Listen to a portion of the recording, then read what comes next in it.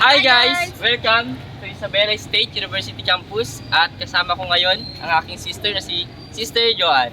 So ngayon ay pupunta tayo ng Minante para ipakita ang mga natatanging kagandahan ng barangay na iyon. So tara, samahan nyo kami.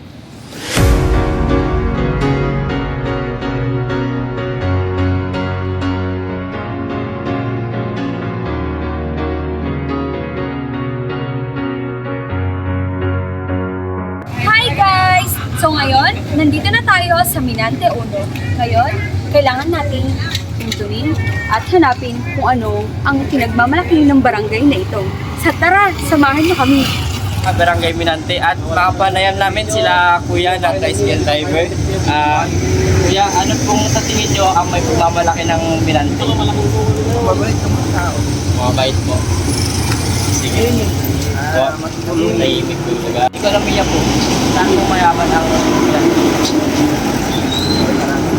Malay. Maraming rice mill, marami dito. Rice mill po. Niya, yung Niya nandyan. Training center. May bahay pa si Bandito. Mayor, taga-ito yung mayor. Ulpo.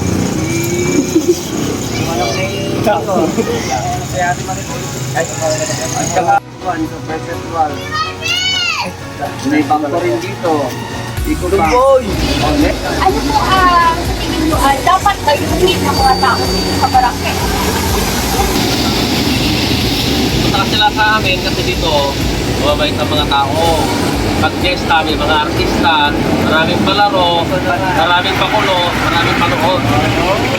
Mababata, mamatanda, pwede pumunta. Lahat welcome. Dahil sa senior, may programa rin sila. May pa-basketball, may paliga, May pa-miski sa pati pala bakla, bitado rin, may kita yung skate. Tuwing kailan po ang piyesta nyo dito? April. Sa tingin nyo po, ano po ang ibig sabihin ng piyesta ninyo dito? Ibig sabihin ng Timpuyog yung magsama-sama, magkakaisa na. Talagang napakaganda nga dito sa barangay Minante. Kaya kung ako sa inyo, lumayo na kayo. Hello guys! So, mapapansin natin dito na napakalinis nga ng lugar nila at napakatahimik pa.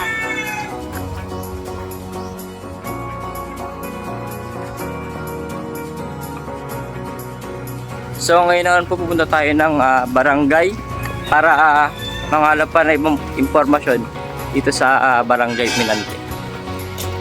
Hi Gisan, Hello. anong masasabi mo sa barangay namin? Well, sa napansin ko, dati kasi pumupunta talaga ako dito kasi may kaibigan ako dito. Nung napansin ko lang, ang laki ng inunlad.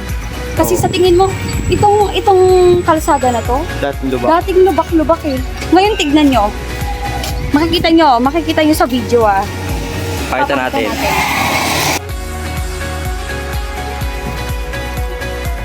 Hi guys! So ngayon, nandito na tayo sa barangay hall ng Minante. So ngayon, makikita nyo naman napaka-advanced at modern na itong barangay hall nila. Kung mapapansin nyo, nandito ang mga officials ng Minante at napakaganda talaga ng barangay hall na ito.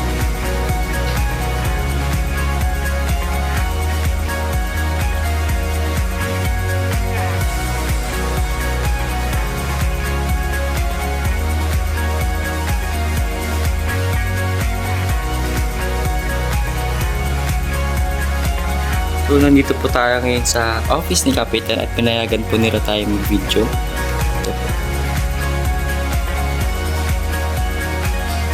So ginawaran po ng Best Communal Garden ang Minante Uno at ito po ang kanilang mga trophy.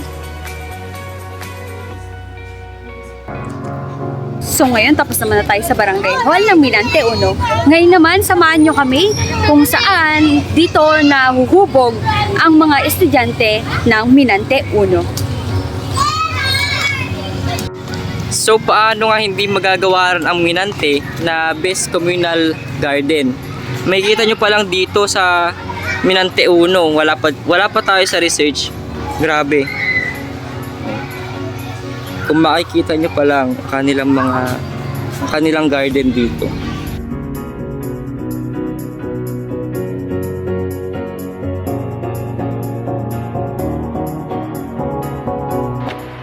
Sa bandang ito ng school, makikita natin ang history ng Minante.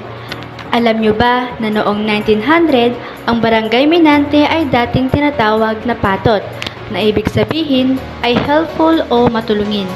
Bigay ito ng mga Ifugao na unang nanirahan sa barangay na ito at kinalaunan ay binigay din nila ito sa mga taong nanirahan dito. Ilan sa mga nanirahan dito ay ang mag-inang sina Minang at Ente. Ngunit paano nga ba tinawag ito na Minante? Umuulan noong mangisda ang mag-ina at nalunod ang kanyang anak na si Ente. Sinubukang isalba ni Minang ang kanyang anak, ngunit pati siya ay nalunod din. Nakita ito ng kapitbahay nila at sinambit ang Minang Ente at simula noon, tinawag ng Minante ang barangay na ito. Alam nyo ba na ang Minante ay kumpleto sa paaralan? Bukod sa paaralan para sa elementarya dito sa Minante, meron din sa research, daycare, elementary at high school, mayroon dito. Kaya hindi na kailangan pang pumunta sa ibang lugar para makapag-aral. Hi guys! So tapos na tayo. Naipakita namin sa inyo ang nilalaman ng school ng Minante 1. At ngayon, pupunta naman tayo sa sikat na lumihan dito sa Minante. Di ba kayo? G! Tapos na kami. Bye! Ano yan? May sarili silang MRF. Hindi nyo kaya.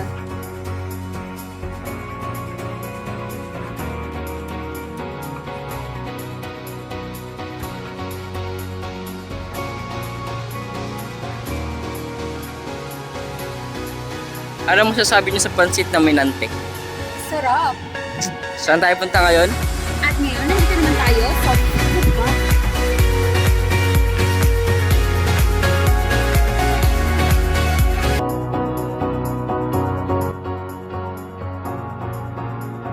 So ngayon, pumunta naman tayo sa Regional Training Center, which is the RTC. Tara!